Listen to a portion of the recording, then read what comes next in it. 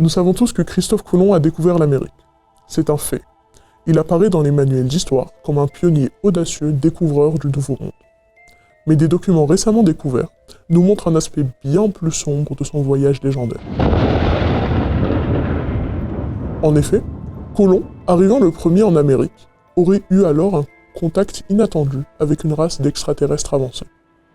Et ensemble, ils auraient alors conclu un pacte. Les navigateurs les aident à peupler la Terre, avec leurs semblables extraterrestres, qui peuvent prendre différentes formes.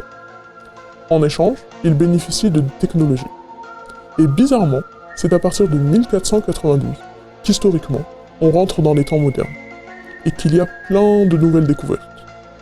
Les cartes sont plus détaillées, sans doute grâce aux aliens qui connaissent la Terre vue du ciel, les instruments comme la boussole, l'astrolabe et le cadran, qui font appel aux étoiles pour naviguer. Comme par hasard. Comment expliquer sinon cette étrange lumière céleste décrite dans le journal de Colomb, et ces créatures étranges qu'il a dessinées? De plus, l'Amérique est connue pour être un lieu probable de rencontre d'aliens. Nous connaissons tous la zone 51. Et vous serez étonné de voir qu'il y a un lien avec Colomb. L'année de découverte de l'Amérique, 1492. Quelques modifications et on obtient 51. 9 moins 4, 5. 2 moins 1, 1. Vous savez en quelle année est né Christophe Colomb? En 1451. 51, encore. On enlève 51 et on garde le 14. À quel âge est mort Christophe Colomb? À 54 ans. On reprend le 14. 4 moins 1, 3. 54 moins 3, 51. On obtient encore 51.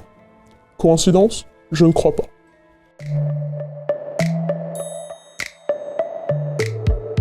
Si, la zone 51 est le lieu où l'armée cache ce qu'elle a découvert autour de l'affaire de Roswell et des visites extraterrestres sur Terre. L'armée américaine avait conduit un programme d'études sur les ovnis dans les années 50-60 et ça se passait à la base de Wright-Patterson près de Dayton dans l'Ohio.